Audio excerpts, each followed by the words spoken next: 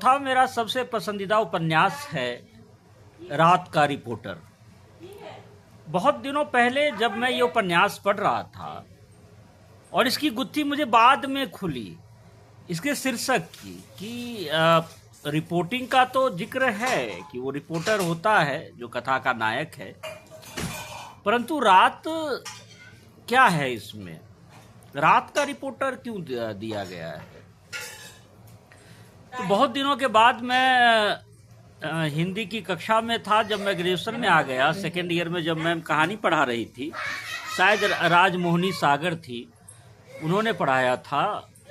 उस समय उन्होंने कहा था कि इस शीर्षक में रात जो है वो हताशा का प्रतीक है, निराशा का प्रतीक है, डर का प्रतीक है और भय का प्रतीक है।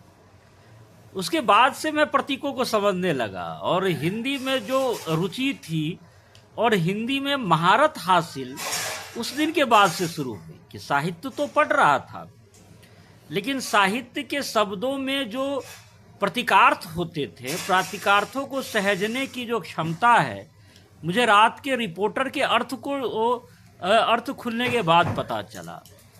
और निर्मल वर्मा के पहले उपन्यास से ही मैं उनके शब्द चयन पर दीवाना हो गया।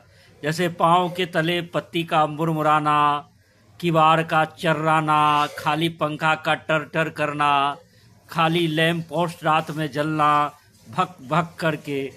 तो निर्मल वर्मा के पीछे पड़ा मैं, जब मैं प्रेमचंद के पूरे साहित्य को पढ़ लिया, फणेश्वरनाथ रेणु को पढ़ लिया, जयशंकर प्रसाद के पूरे साहित्य को पढ़ लिया, तो उसके बाद जो मैं भागा निर्मल वर्मा के पीछे, वो अब तक मैं उनके पीछे भागा हुआ हूँ।